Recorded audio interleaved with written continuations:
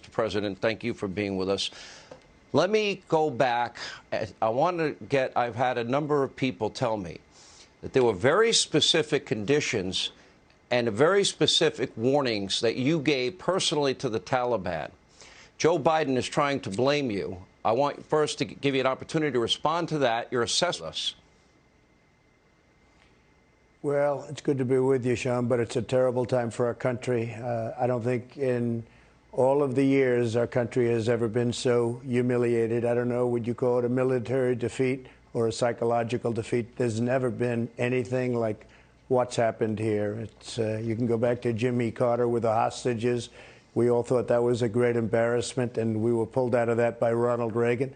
This is many, many times worse, and you're dealing with thousands and thousands of Americans and others that are stranded and very dangerously, really stranded in Afghanistan. So it's something that you can't even believe that a thing like this could. I looked at that big monster cargo plane yesterday with people grabbing the side and trying to get flown out of Afghanistan because of their fear, their incredible fear, and they're blowing off the plane from 2,000 feet up in the air.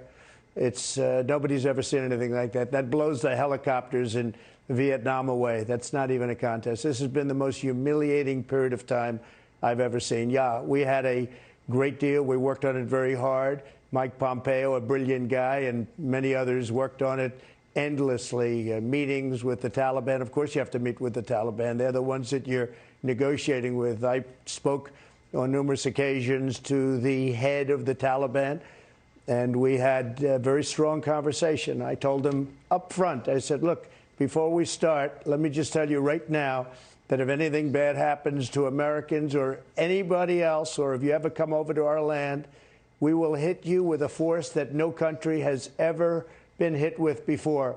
A force so great that you won't even believe it. And your village, and we know where it is, and I named it, will be the first one. Mr. The first President, I want to interrupt. Be dropped right there. You said this to who? Yeah. Who did you said to that to who? To Mullah Baradar, who is probably the top person. Now, nobody really knows who the top person is, but and I asked him, do you understand? He said, yes, I do understand. And I wanted them to get a deal done with the Afghan government. Now, I never had a lot of confidence, frankly, in Ghani. I said that openly and plainly. I thought he was a total crook. I thought he got away with murder. He spent all his time whining and dining our senators. I mean, remember, it said May 1st, we want to get out. We were spending $42 billion a year. $42 billion. Think of it, $42 billion. I understand Russia spends $50 billion a year for their entire military. We were spending $42 billion, not 1%. They were saying 1%. That's a lot of nonsense. We're spending $42 billion a year on defending this for years and years. We've been there really now, not 20 years, but 21 and a half years. And we get nothing out of any of these things that we do, whether it's them or many other countries I could tell you about. I'm not going to insult anybody right now. But to spend that kind of money and then to have people get on shows and say how inexpensive it was. And I have to tell you also that we lost no soldiers in the last year and a half because of me and because of the understanding that we had. We lost no, think of that. In Chicago and in New York and in other cities in the United States, many people die every weekend. We lost no soldiers in Afghanistan because they knew I wasn't going to put up with it. And that's what happened. So we had a very strong conversation. Let me ask you this. We took this horrible place. I mean, a place that just we shouldn't have been involved. It was a horrible decision going into the Middle East. And I know the Bush family will not be happy, but I believe it was the worst decision in the history of our country when we decided to go into the Middle East. But to get stuck in there was like quicksand. Now, I've heard as many as 40,000 Americans, and the Taliban, good fighters, I will tell you, they're good fighters. We have to give them credit for that. They've been fighting for 1,000 years. That's what they do, is they fight. The Taliban has circled the airport, and who knows if they're going to treat us right. You know, all of a sudden they'll say, well, frankly, if they were smart, they'd really, and they are smart, they should let the Americans out. But we've had situations where you have 2 or 3 or 4 hostages.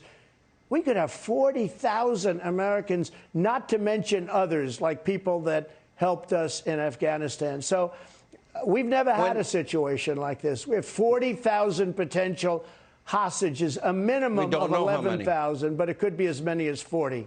The words are conditions, plural, conditions-based.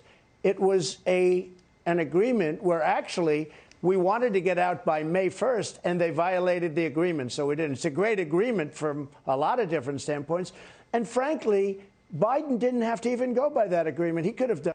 We have a military. It's holding it. You know, I got it reduced down to 2,500 soldiers, and they were doing a good job. It was fine. It was a smaller force. I took it down from close to 20 to 2,500, and we were fine. But we have the military there, and we take the military out before we took our civilians out, and before we took the interpreters and other. We want to try and help. But by the way, I'm America first, okay? The Americans come out first. But we're also going to help people that helped us, and we have to be very careful with the vetting because you have some rough people in there, but we're going to help those people. But can you imagine, now what we were going to do just very quickly is we were going to take the military out last, okay, last. The people were coming out, they were going to come out, but the agreement was violated, so I held things back because we weren't going to do anything, again, conditions-based. So they weren't fulfilling their obligations and conditions. But here's just to finish.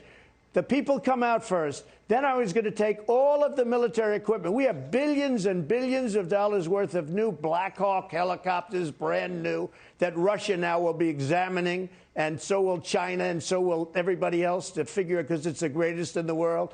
We have brand new Army tanks and all sorts of equipment, missiles. We have everything. I was going to take it out because I knew they were doing it for a paycheck, because once we stopped, once we left, they stopped fighting. So all of the people that talk about the bravery and everything, I say everybody's brave. But the fact is, our country was paying the Afghan soldiers a fortune. So we were sort of bribing them to fight. And that's not what it's. What you need more than anything is a president that's respected.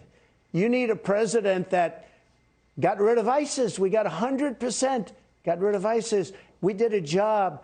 Al-Baghdadi, I won't even mention all of the things that we did. Nobody's ever done what we've done. We were respected all over the world. I've never realized how important, frankly, and it's a horrible thing to say, how important a president, the head of this country, is. I thought it would maybe run through bureaucracy. It doesn't. You need somebody up there that they're going to respect. By the way, South Korea, I got them to pay billions of dollars, billions. We're protecting South Korea. They're very wealthy. They built the ships. They built the televisions. They do everything. They're very rich. They were paying us nothing. I got them to pay billions and billions of dollars because we're protecting them from North Korea.